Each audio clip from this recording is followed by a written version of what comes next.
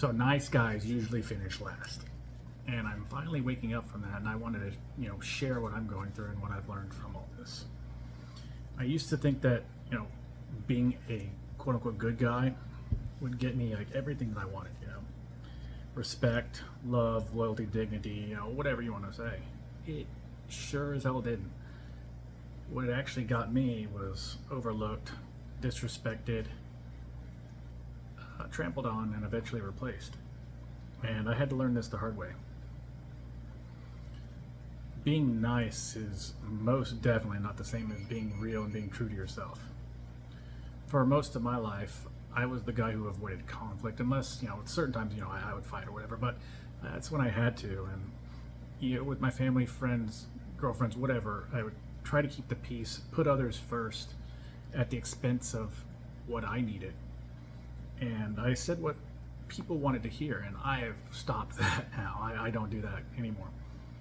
I thought that made me, a quote unquote good man or whatever people want to say. But in reality, it was just suppressing my true self and who I really was. And people can feel that. A lot of people can feel that, especially like people who are in tune with their feelings, empaths, whatever. Like, I'm a very empathic person, and I can feel everyone's emotions right when I walk into the room. I know exactly what's going on. And I thought that these things, being like this made me a good man. And it suppressed me, And people can feel that, like I said, especially women. Not consciously, but they feel it. And here is a real truth that nobody tells you. Most guys are not actually nice, They're afraid to be disliked, shunned, afraid to lose people, and afraid to say what they really think, So they perform, they put on the persona, they put on the mask. They say the right things, they act agreeable, they go to the, Christmas party or the party that they don't want to go to. They go to the event that they don't want to go to for the other person or for the people that they're around, to avoid tension and to help the others at expense of their own mental health and the expense of what they really want to do. And underneath all that is absolute frustration that leads to resentment, confusion, self-loathing. They're frustrated because they're not being real, they're not being true to themselves. I went through all of this. You can't build real attraction. You can't build real love or real respect or connection on a version of yourself that isn't true and honest. People might like you or tolerate you or, whatever, keep you around, but that's until they're, they've reached their point where they don't get anything out of you, or, they figured that they can manipulate you all the way and you're just not worthy anymore. They won't respect you deeply. They won't choose you fully. And they won't trust you completely if they're even capable of trust, because something feels off. This doesn't go for like everyone. Like, narcissists are quite different. And narcissists only care about the power and only care about being able to manipulate you.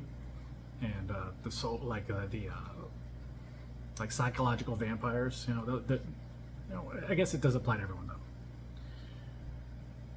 though. That everyone will start to feel off, and that off feeling is you not being fully you, and you feel off as well.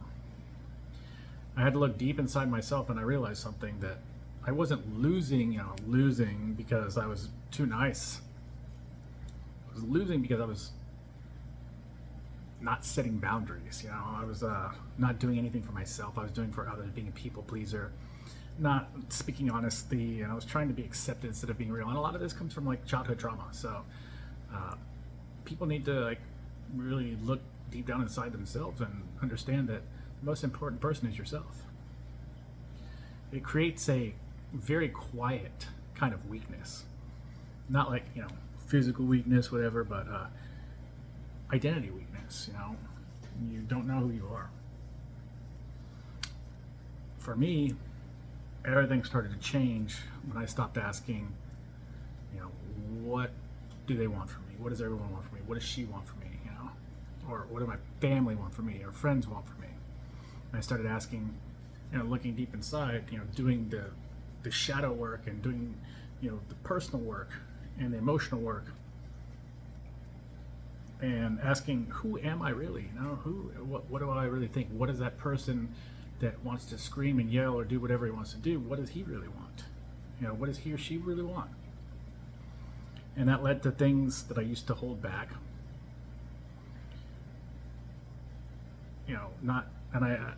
I wasn't just agreeing anymore to just keep the peace, and I walked away from things that didn't feel right. And this led to a period of isolation, because when you change up like that, people don't know what to do. They can't manipulate you anymore, and they lose their power over you. So it was very uncomfortable, especially the isolation. The isolation is very real, and it's very hard. Carl Jung talks about all this stuff, and Carl Jung is very, very correct. And it's very uncomfortable, but it's real. It's the first real emotions you're actually going to feel, when you go through this. But being real like this doesn't have to mean being angry or aggressive or like in somebody's face, just being so confrontational that it's like a terrible thing. It means being honest, having standards, not moving the goalposts for yourself, setting boundaries, and being willing to be misunderstood, and not abandoning yourself to keep somebody else around, or to keep the peace. It's very taxing on your mental health, and it suppresses your own emotional needs. Be honest, have standards, and be willing to be misunderstood. Be willing to be by yourself and be happy. Be in silence. This is where true respect comes from. It's where real attraction begins. The law of attraction is very, very real. People change, and when you start changing, people change as well. And that attraction, the law of attraction, works at all times. If you go far enough to the left or far enough to the right, you're eventually going to meet in the middle. So there's polarities to everything. And that's where you start to get real connections, and you'll lose people in your life. They'll fall away, and it's because they're not able to go down your path anymore, and you'll find new connections. I'm still myself trying to find new connections, and I know they'll come. So if you feel like you've been overlooked, if you feel like you've been doing every single thing right, working out, eating right, working out, reading, doing the self help, the self-care that you really and truly need, but you feel like you're still losing, you're not broken at all. You're just in that in-between. You're in the in-between period. You're not your old self anymore. You're not your new self, and you haven't really found the new self. So you're in that really uncomfortable in-between period. And once you start being yourself fully, everything starts to change. Not all of a sudden, of course, not all at once, but slowly everything changes, and you get more self-respect instead of like trying to people please everyone else. You feel better about yourself.